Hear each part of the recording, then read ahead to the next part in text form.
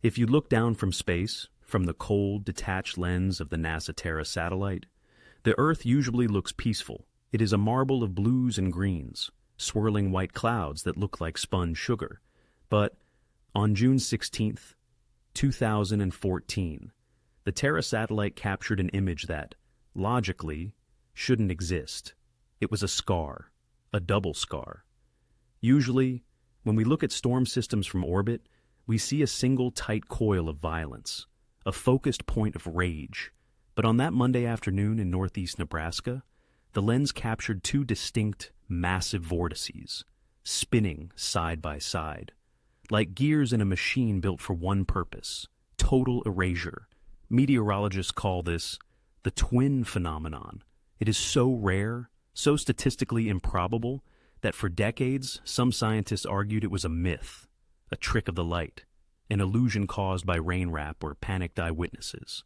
They said the energy required to sustain two massive EF4 tornadoes simultaneously within a mile of each other would be too great, that the atmosphere would cannibalize itself, that one storm would inevitably choke the other out.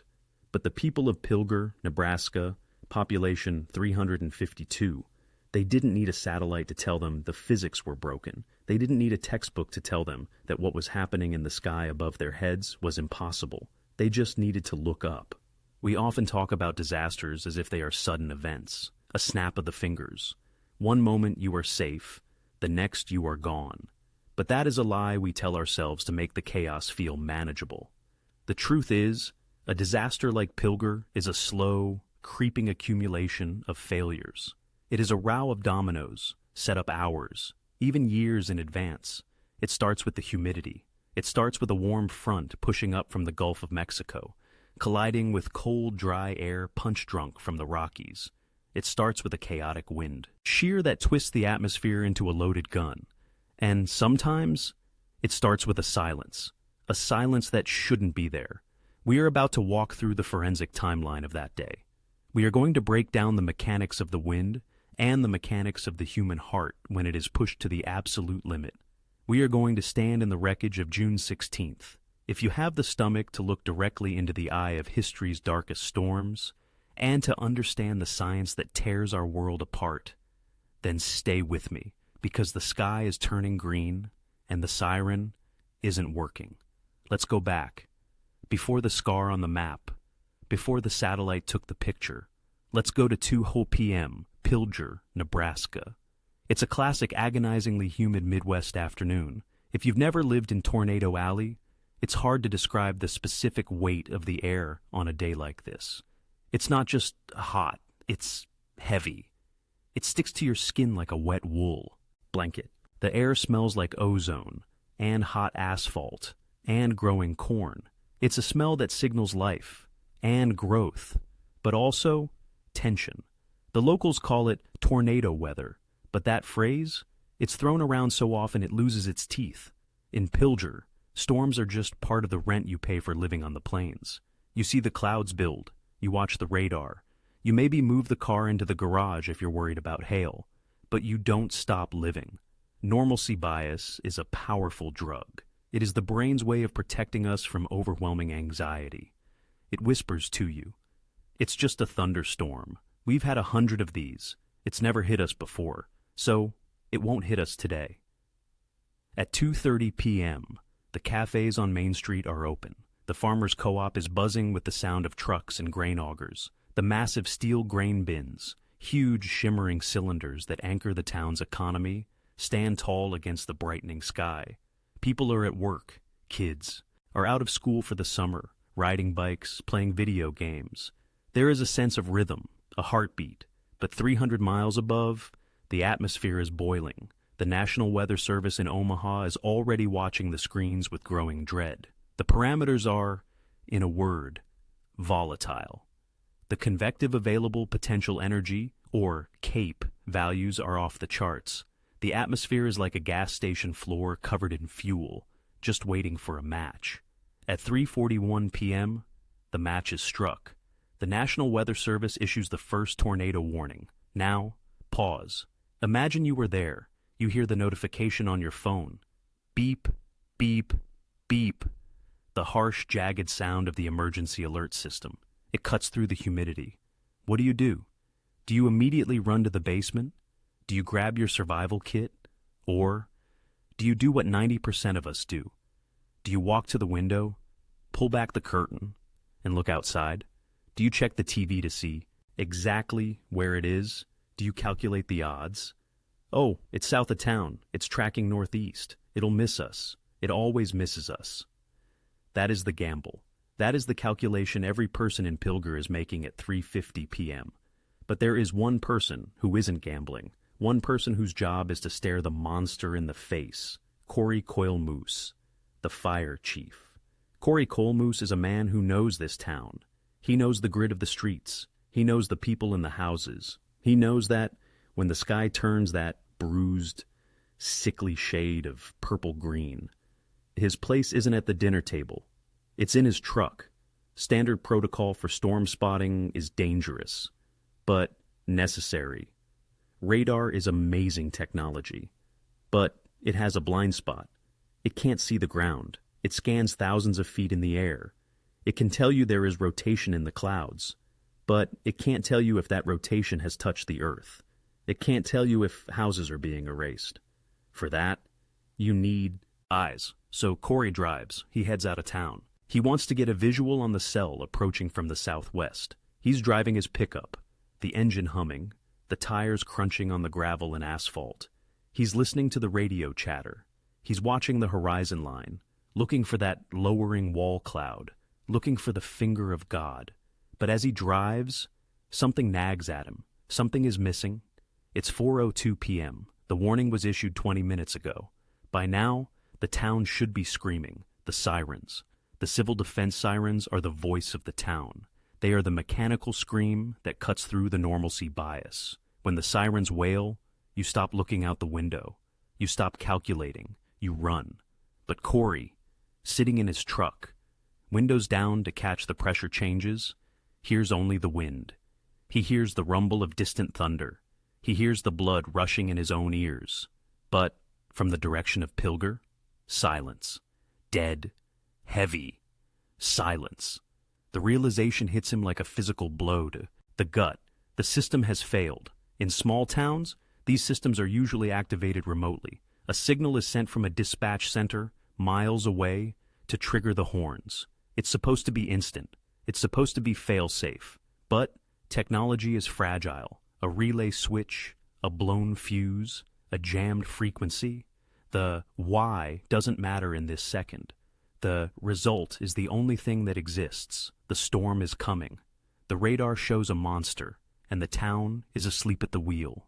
Kory looks at the horizon. The clouds are churning now. They aren't just drifting, they are boiling. The base of the storm is lowering, dark and ragged like torn cardboard. He has a choice. He can stay safe. He can drive away from the path. He can radio it in and hope someone else fixes it. Or he can turn around. He can drive back into the bullseye. The manual override switch is at the fire station in the center of town, directly in the path of the circulation. Kory hits the brakes. He spins the wheel. The truck tires squeal against the pavement. Burning rubber. He slams the accelerator.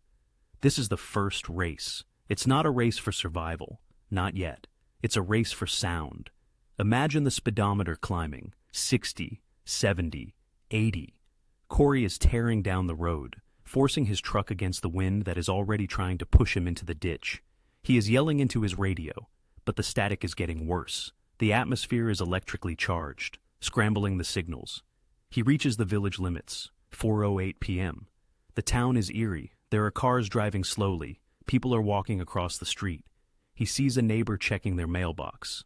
They don't know. They don't know.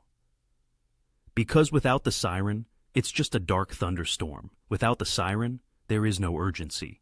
He skids into the fire station lot. He leaps out of the truck. The wind almost rips the door out of his hand. It's not a steady wind anymore. It's gusting, buffeting. It feels angry. He runs inside. His boots echo on the concrete floor. He reaches the panel. His hand, maybe shaking just a little, reaches for the manual switch. He flips it. 4:11 p.m. Whoa! The sound starts low, a guttural moan that rises and rises and rises into a piercing wail. It echoes off the brick buildings of Main Street. It bounces off the steel grain bins. It penetrates the walls of the houses. The silence is broken. But look at the clock. 4:11 p.m. The impact. The moment the universe grinds Pilger into dust is estimated at 4:15 p.m.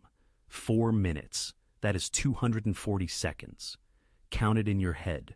1, 2, 3, in 4 minutes. You have to find your family. In 4 minutes, you have to find your pets.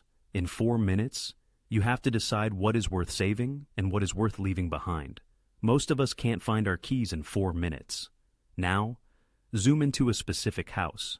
Meet Kandi Murphree and her 5-year-old daughter, Calista Dixon. Calista is 5. Think about what 5 looks like. It's chaotic energy. It's toys scattered on the floor. It's absolute trust in your parents. To Calista, a storm is scary. But Mommy is there. Mommy fixes everything. Kandi hears the siren, that late, desperate wail. She knows. You can feel it in the air pressure dropping so fast your ears pop. The house feels like it's inhaling. The curtains are being sucked toward the windows. They don't have a reinforced bunker. They don't have a deep concrete basement with a steel door. Like so many homes in this part of the country, they have a crawl space, or a small interior room. A place that feels safe, but against an EF4, it is essentially made of paper. Come on, baby, come on! Can you hear the panic in her voice trying to sound like a game? Trying to keep the terror out of the frequency so Calista doesn't freeze? We have to go. Now. They move. They scramble. Outside, the sky has changed color. It's not purple anymore. It's not green. It's black. A chaotic, swirling, charcoal black that seems to be touching the ground. 4:12 p.m. The siren is wailing continuously now. It's a rhythmic, mechanical scream. At the edge of town, the Fire Chief Kory, having done his duty, looks west, and he sees it. It's not a funnel cloud. That's too polite a word. It is a wall. It is a wedge tornado. Wider than it is tall, it fills the entire windshield. It is consuming the horizon. It looks like a massive, rotating grinder lowering from the heavens to chew up the earth. Debris is already flying in the air. Birds, branches, sheets of metal. But then, as Kory watches, as the few storm chasers crazy enough to be this close watch, something impossible happens. To the east of the main wedge, the clouds begin to rotate again. A second funnel drops. It's thin at first, a rope, a snake dancing across the fields. But it widens. It feeds on the incredible energy of the atmosphere. It grows in seconds. It is a second monster. Twins. This is the nightmare scenario. Usually, if you are in the path of a tornado, you run perpendicular to it. You get out of the way. But with two massive, violent vortices tracking parallel to each other, where do you run? If you run east to escape the main storm, you run directly into the mouth of the second one. You are trapped. The pincers are closing. 4:13 p.m. The sound arrives. Survivors always say it sounds like a freight train. That's the cliche. But the survivors in Pilger, the ones who lived to speak into microphones later, they didn't say train. They said it sounded like grinding, like the earth itself was being put into a blender.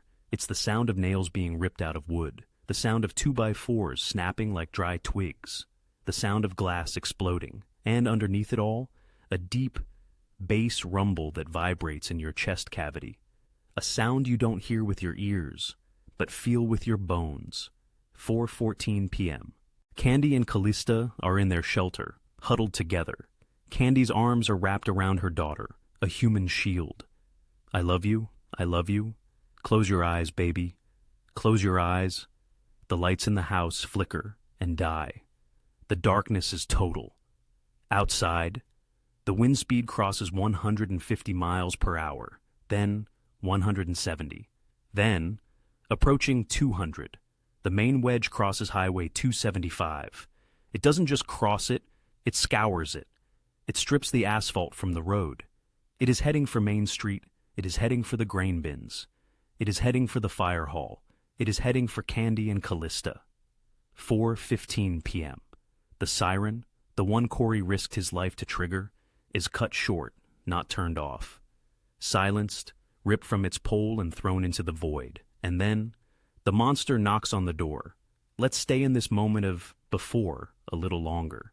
Because to understand the tragedy of Pilger, you have to understand the specific psychology of the great. Planes, you have to understand the radar. In 2014, we all had smartphones. We all had apps, radar scope, weather bug, Twitter. The flow of information was constant. But there is a paradox to this information age. When you see a red box on a map every single week, the red box stops meaning danger. It starts meaning inconvenience. The people of Stanton County, where Pilger sits, are tough people. They are farmers. They are tradesmen. They deal with blizzards that bury their cattle. They deal with droughts that crack the soil. They are not people who panic easily. Panic, out here, is seen as a weakness. So, when the sky turns dark, you don't panic. You finish your coffee. You finish loading the truck. You check on the neighbor. There is a specific spot in Pilger, the Midwest Bank. On that afternoon, the tellers were closing up. The bank manager was checking the vault. They were talking about the weekend, about the graduation parties coming up, about the price of corn. These conversations are the texture of life, and they are the curtain that hides the doom. If you could walk down Main Street at 3:55 p.m., invisible, knowing what you know now, you would want to grab them by the shoulders. You would want to scream. Leave the money, leave the truck, go. But you can't. You are just a listener. You are trapped in the future, looking back at ghosts. And let's talk about the geography. Pilger is known as the little village on the plain. It sits flat. There are no hills to break the wind, no valleys to hide in. It is exposed. To the southwest, the terrain is open fields, miles and miles of corn and soybeans. For a tornado, this is a highway. There is no friction, nothing to slow it down. It can feed on the moisture evaporating from the crops, a phenomenon called corn sweat, which actually pumps more humidity into the lower atmosphere, fueling the storm like gasoline. The very crops that sustain the town were helping to build the weapon that would destroy it. When he realizes the siren is silent, it's not just a mechanical failure, it's a betrayal. These sirens are Cold War relics. They were built to warn us of Soviet bombers. They are simple machines, an electric motor, a rotor, a stator. They spin air to create sound. They are supposed to be indestructible. But on June 16th, the failure was electronic. A silent glitch in a circuit board. As Kory turns that truck around, think about the noise of the engine. A heavy-duty pickup truck engine roaring at 5,000 RPM. The suspension is hammering over the washboard gravel roads. Dust is billowing behind him, instantly sucked sideways by the inflow jet of the storm. Kory is a fire chief. That means he is a planner. He deals in logistics, water pressure, response times, escape routes. But right now, the logistics are a nightmare. He knows that even if he hits the siren, people need lead time. The rule of thumb is 15 minutes. 15 minutes to get the kids from the yard. 15 minutes to wake up Grandpa who is napping. 15 minutes to clear the space in the closet.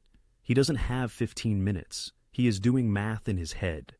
Distance divided by speed equals time. The storm is moving northeast at roughly 30 miles per hour. He is moving south at 80. The gap is closing at a combined speed of 110 miles per hour. He is playing chicken with an EF4, and he has to win, because if he loses, the town dies in its sleep. We need to understand the scale of what is forming behind him. The twin phenomenon. In meteorology, there is something called the occlusion cycle. Usually, a tornado forms, it matures, and then it gets wrapped in rain and choked off by cold air. It dies, and then, maybe, a new tornado forms miles away. This is called cycling. But on June 16th, the atmosphere broke the rules. The first tornado, the main Pilger tornado, did not die. It stayed strong. And the storm's updraft was so incredibly violent, so wide, that it simply birthed a second vortex to handle the energy load. Imagine a bathtub draining. You see a whirlpool. Now, imagine you dump 1,000 gallons of water into the tub in a second. One whirlpool isn't enough. Physics demands a second one. That is what happened over the fields of Nebraska. The sheer, raw energy required to keep two EF4 tornadoes spinning side by side is calculable in nuclear terms. We are talking about the energy of multiple Hiroshima bombs, released every minute, in wind and heat and pressure drop. And between these two monsters, the deadly dance. They rotate around a common center point. They wobble. They drift. This makes them impossible to predict. If you are a storm chaser, you don't know which way they will jog. If you are a family in a basement, you don't know if you are safe. The east tornado, the twin, was tracking just a mile away from the main tornado. A mile. That is the distance from your house to the grocery store. Imagine looking out your front window and seeing a mile-wide tornado, and then looking out your back window and seeing another one. That is the definition of no way out. And the sound? Let's go deeper into the sound. It's not a steady roar. It pulses. Wub, wub, wub. It's the sound of infrasound, low-frequency waves that travel ahead of the storm. Animals can hear it. Dogs go crazy. Birds stop singing. Even humans. We feel it. It triggers a primal fight-or-flight response in our lizard brain before we even know why we are scared. Kandi Murphree felt that. In those final minutes, her body was flooding with adrenaline, cortisol. Her hands were shaking not because she was weak, but because her biology was screaming at her to survive. She is holding Calista. Calista is wearing maybe a summer t-shirt, maybe shorts. She is small, fragile. The difference between life and death in a tornado often comes down. 2 inches. A 2x4 traveling at 200 miles per hour will punch through a brick wall like it is wet cardboard. If you are 3 inches to the left, you live. 3 inches to the right. That is the lottery Kandi and Calista are entered into at 4:14 p.m. They don't have a ticket, they didn't ask to play, but the wheel is spinning, and the monster is at the door. 4:15 p.m. Physics takes over. There is a moment, a split second, before a house is destroyed, where the pressure difference is so extreme that the building actually expands. It breathes in. The walls bow out. The roof lifts just an inch off the trusses, and then the atmosphere corrects the error. Crack. It's not a clean break. It is a detonation. When the main EF4 tornado crosses into Pilger, it doesn't just hit the town. It consumes it. We are talking about wind speeds approaching 200 miles per hour. But numbers are abstract. Let me tell you what 200 miles per hour actually does at that speed. Air is not a gas. It is a fluid. It behaves like water. It behaves like a solid wall of concrete moving at the speed of a race car. The first thing to go is the farmer's co-op. Remember those grain bins? Those massive, glistening steel cylinders that held thousands of bushels of corn? They are anchored to concrete pads with steel bolts the size of your forearm. They are designed to withstand heavy winds, but the Pilger tornado treats them like aluminum cans. Scrick. The sound of metal tearing is louder than the wind. It pierces the roar. The wind gets under the lip of the steel bins. It pushes. It lifts. And then, violently, it rips them from the concrete. These bins, weighing tons, are now airborne. They don't just tumble. They unspool. The steel sheets are ripped apart and flattened out by the centrifugal force. They become giant, jagged razor blades, spinning through the air at 180 miles per hour. They are missiles. They slice through the air. They slice through power lines. They slice through houses. If you are hiding in a basement near Main Street, you don't just hear the wind. You hear the impact of these steel missiles slamming into the earth above you. Clang, thud, crash. It sounds like a war zone. It sounds like the sky is falling, and the noise. Survivors will tell you it wasn't a roar. A roar implies a voice. A roar implies something living. This was mechanical. It was the sound of grinding. Imagine a blender. Now throw a handful of gravel into it. Now multiply that sound by 1,000,000. That is the sound of Pilger being chewed up. The tornado is grinding the buildings against the foundation. It is grinding the asphalt off the street. It is grinding the bark off the trees. Main Street is gone in 30 seconds. The bank, the gas station, the fire hall, where Kory just was. It's taking a direct hit. The brick walls are exploding outward. The roof is dissolved. Inside the chaos, time fractures. 4. The people inside the funnel, time doesn't move at 1 second per second. It freezes. You see things that don't make sense. You see a truck floating past your window. You see a mattress wrapped around a telephone pole. You see the nails popping out of your floorboards one by one, like a zipper opening. Kimberly Neiman, the village clerk. She is also an EMT. She is out there. She is in the ambulance mode. But in the back of her mind, she knows where her house is. She knows her house is in the path. She knows her cat, Panzer, is inside. But she can't think about that. She can't think about the walls collapsing on her living room. She can't think about the roof caving in on the spot where Panzer likes to sleep. She has to hold on, because the world outside the ambulance window has turned into a blender of mud and debris. Let's slow down. Let's freeze the frame at 4:16 p.m. The tornado is directly over the residential district. We need to talk about the debris ball.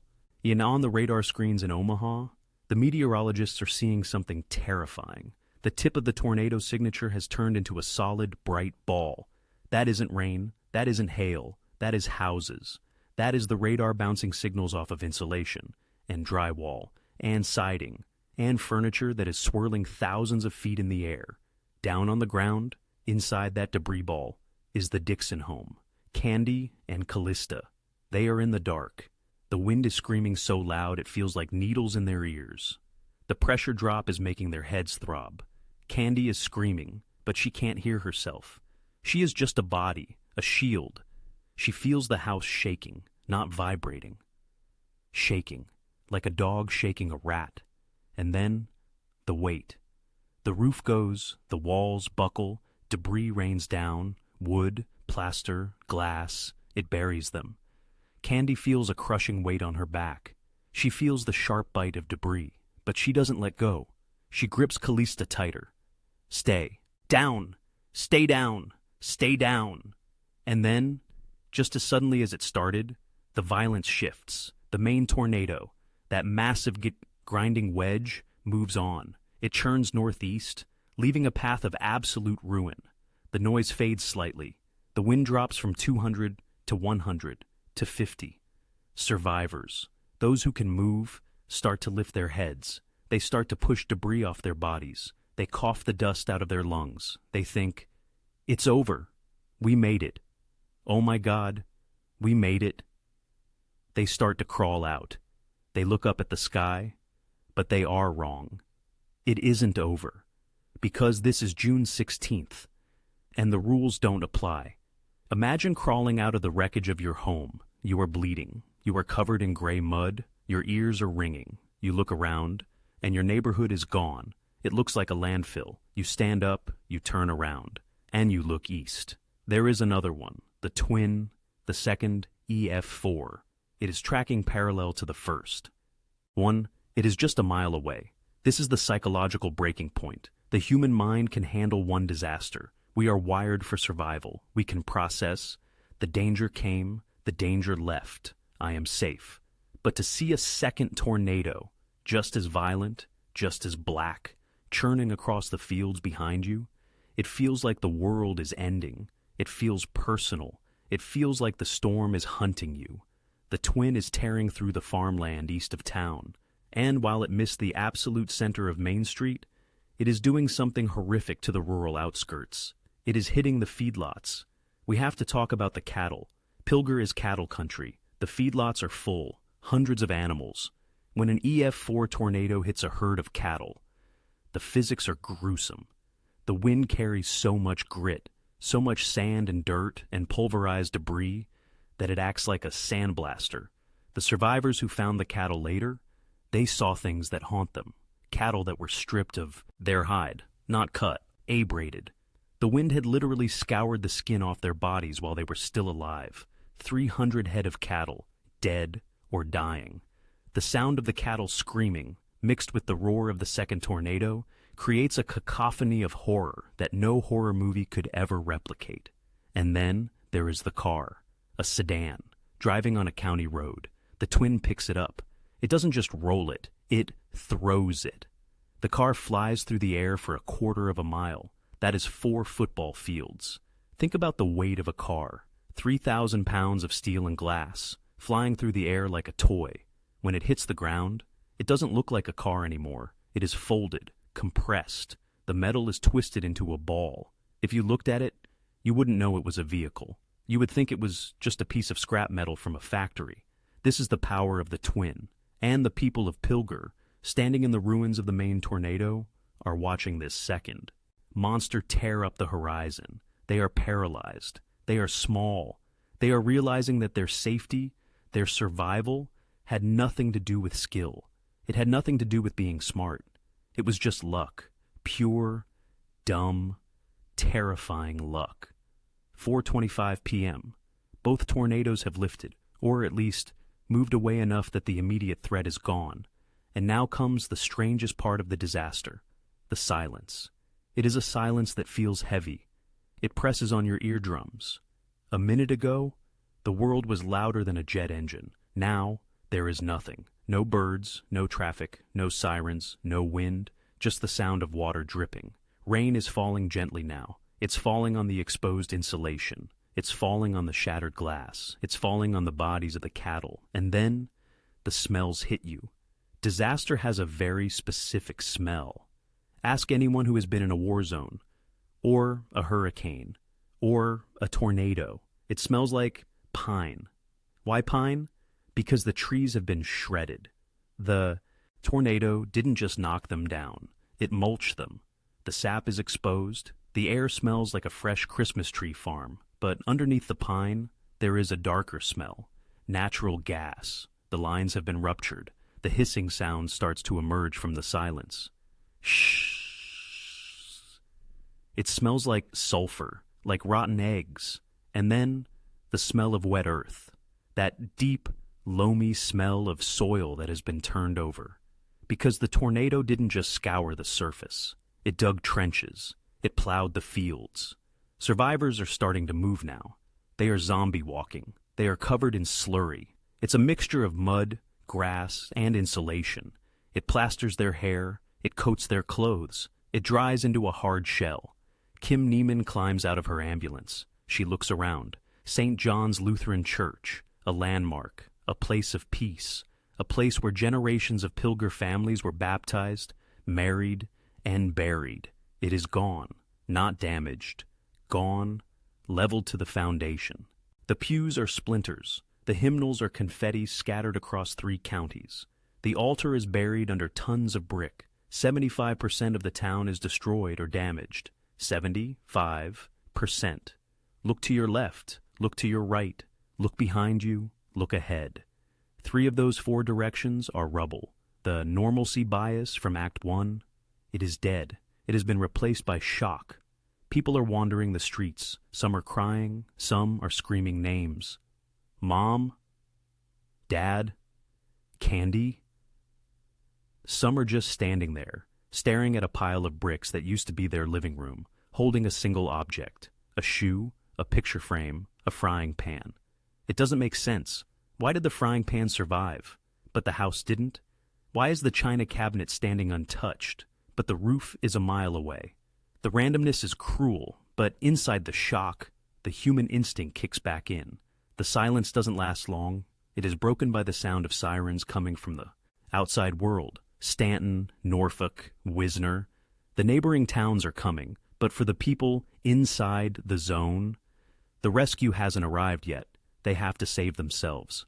Kory Koehlmoos, the fire chief. He is alive. He shakes off the debris. He checks his people. He looks at the fire hall. It's a wreck. The trucks are damaged. The equipment is buried. But he is the chief. He doesn't have time to mourn the building. He has a town to save. Sound off. Who's hurt? Who's good? His voice cracks. It's full of dust. We need a triage center. We need to check the houses. Grid search. Let's go. They don't have their radios. They don't have their gear. They are using their bare hands. They are digging. They are listening. Help me. A faint voice from a pile of rubble on Main Street. I'm stuck. This is the beginning of the golden hour. The 60 minutes after a trauma where survival rates are highest if you can get care. But the ambulance is trapped. The roads are blocked by trees and power lines. No one is coming in, and no one is getting out. Not yet. They are on an island of destruction, and somewhere in that island, under a mountain of wood and drywall, Kandi Murphree is waking up. She is in pain, serious pain. A large piece of debris has fallen on her. She can't move her legs. She can't breathe deeply. But her first thought isn't pain. It's the weight in her arms, or the lack of it. She reaches out in the darkness. Her hands grope through the dust and the plaster. Calista? Calista? Silence. Baby? Where are you? Her fingers touch wood. They touch insulation. They touch jagged metal. But they don't touch her daughter. The wind had been so strong, the pressure change so violent, that the chaos had done the unthinkable. It had separated them. Kandi is trapped, she is buried, and she is alone. Help! My baby! Help me! Her scream is the first real sound of Act 3. It is the sound of heartbreak piercing the numb silence of the aftermath. The monster has left the building, but the tragedy, the real tragedy, is just waking up. The sun is setting on June 16th. Usually sunset in Nebraska is a beautiful thing. The sky turns a soft pink. The wind dies down. The crickets start their song. But tonight, the sunset is filtered through a haze of dust and smoke. The town of Pilger is no longer a town. It is a debris field. From the air, it looks like a bomb went off.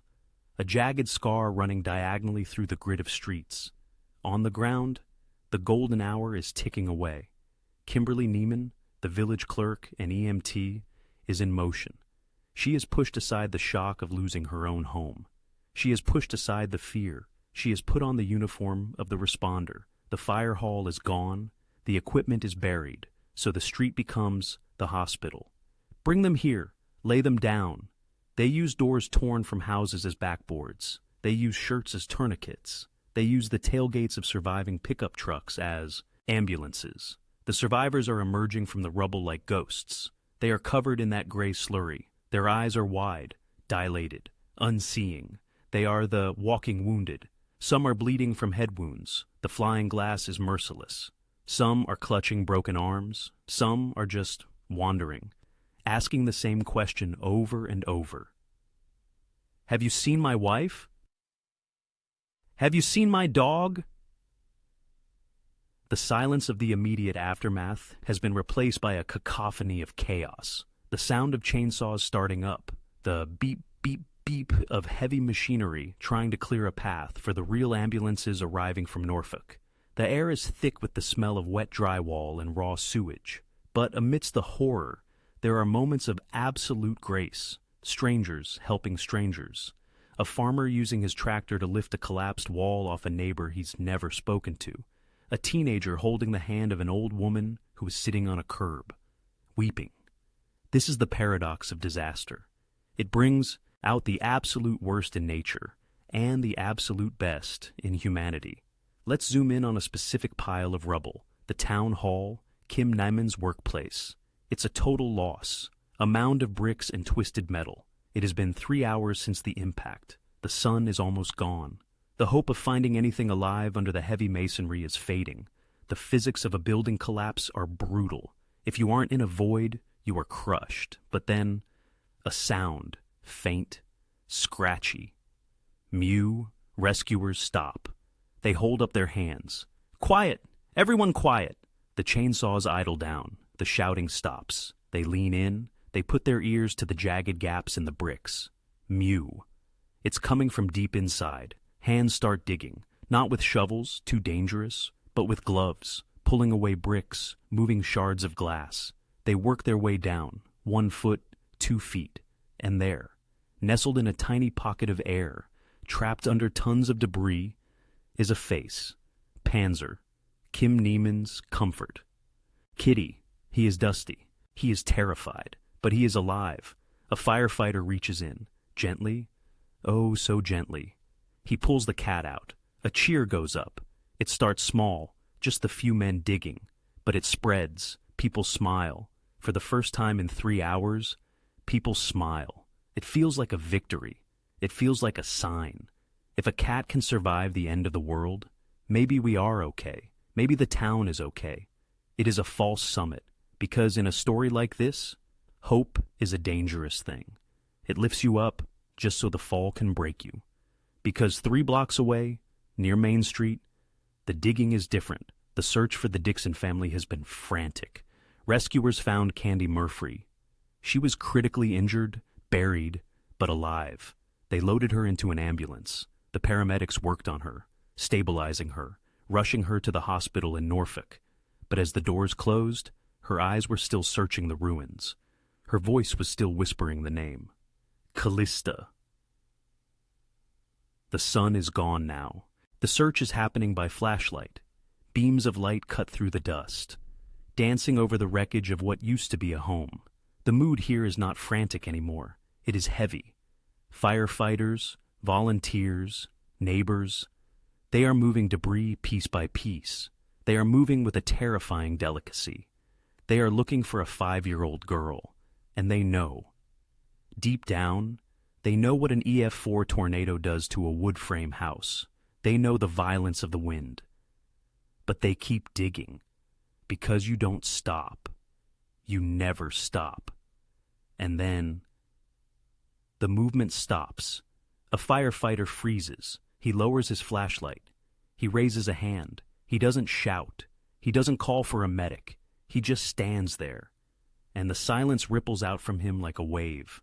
One by one, the other searchers stop. They look at him. They look at where his light is pointing, and they take off their helmets. They found her, Calista Dixon, 5 years old. She was found in the debris field, not far from where her home stood. I will not describe the condition of her body. That belongs to her family. That belongs to the privacy of grief. What I will describe is the sound of the town in that moment. It wasn't a scream. It was a hush, a collective, suffocating weight settling over the rescue line. Grown men, tough men who have seen fires and car crashes, dropped to their knees. They wept openly in the dirt, because Calista represented the promise. She was the innocent. If she had made it, the miracle would be complete. But nature does not care about innocence. The wind does not check birth dates. The tornado is a machine. It processes energy. It balances equations, and Calista was in the path of the equation. They gently, reverently recovered her. They wrapped her in a blanket. They carried her out of the ruin. And in that moment, the victory of Panzer, the cat, the survival of the neighbors, it all turned into ash. The town was broken. We have to ask the question, why? Why did this happen? Why did the storm that hit Pilger behave so differently from the thousands of other storms that roam the plains? We need to go back to the satellite photo, the scar. To understand Pilger, you have to understand the deadly dance. In 1921, a Japanese meteorologist named Sakuhei Fujiwhara discovered something fascinating. He found that when 2 hurricanes spin close enough to each other, they don't just collide, they start to orbit. They lock arms and spin around a common center, like figure skaters. This is called the Fujiwhara Effect. It is rare in hurricanes. In tornadoes, it is almost unheard of. Usually, a supercell thunderstorm is a selfish beast. It has one main updraft, one main lung. It sucks in all the warm, moist air from miles around. If a second tornado tries to form nearby, the first one usually starves it. It eats the food before the sibling can grow. Or the occlusion happens. The rain-cooled air wraps around the tornado and chokes it to death. But on June 16th, the atmosphere over Nebraska was uncapped. Imagine a pressure cooker where you take the lid off. The instability was infinite. There was so much energy, so much fuel, that the storm didn't need to starve the second vortex. It could feed both. The main tornado, the one that hit Pilger first, was massive. It was an energy factory. But instead of dying, instead of occluding, it stayed strong. And the rear flank downdraft, the wind wrapping around the back, was so intense that it spun up a second area of rotation. And because the air was so rich, that second rotation didn't die. It grew. It became the twin. And then, the Fujiwhara effect took over. The two EF4 monsters locked onto each other. They started to pivot. This is why the path was so devastating. They didn't move in a straight line. They wobbled. They drifted. They scoured the Earth in a chaotic pattern that no computer model could predict in real time. For the meteorologists watching the radar, it was a black swan event, something that statistically shouldn't happen, but did. It rewrote the textbooks. Before Pilger, many scientists thought that twin EF4s were a myth, or a misinterpretation of data. Pilger proved them wrong, but the cost of that scientific breakthrough was a town. So, what happens when the cameras leave? What happens when the CNN trucks pack up, and the storm chasers drive away to the next chase? The silence returns. But it's a different kind of silence now. It's the silence of absence. The population of Pilger dropped before the storm. 352. After the storm, about 160. Half the town left. And you can't blame them. How do you rebuild on a graveyard? How do you sleep at night when the wind blows? Knowing what the wind can do. But half the town stayed. They adopted a motto. You see it on signs. You see it on t-shirts. The town, too. Tough to die. It sounds defiant, and it is. But it is also a necessity. Because if they don't believe it, if they don't say it out loud, the grief might swallow them whole. They cleared the debris. It took months. They burned the wood. They recycled the metal. They buried Calista. They held hands in the church parking lot because the church itself was gone. And then they started to pour concrete. Drive through Pilger today. The scars are still there. You can see the empty lots, the gaps in the smile of Main Street where a building used to be. And now there is just grass. But look at the skyline, the grain bins. The farmers' co-op rebuilt them. They are shiny, silver, massive. They glint in the sun. They are anchored deeper this time. The bolts are thicker. They stand there like sentinels. They are a statement. You can knock us down. You can grind us into the mud. You can take our homes, but you cannot take our roots. Nature is not cruel, and nature is not kind. Nature is simply energy. It is the balance of heat and cold. It is the friction of wind against earth. It is a mathematical equation that plays out on a canvas of clouds and soil. We build our lives on that canvas. We build our houses. We park our cars. We raise our children. We succumb to the normalcy bias. We convince ourselves that the ground beneath our feet is permanent, that the roof over our heads is invincible. But the lesson of Pilger, the lesson of the twins, is that we are small. We are fragile biological machines living on a volatile planet. We cannot stop the wind. We cannot command the sky. All we can do is build a siren. All we can do is heed the warning, and all we can do, when the roar fades and the silence returns, is reach into the rubble and pull each other out. For the True Disaster podcast, I'm stay safe and keep your eyes on the horizon.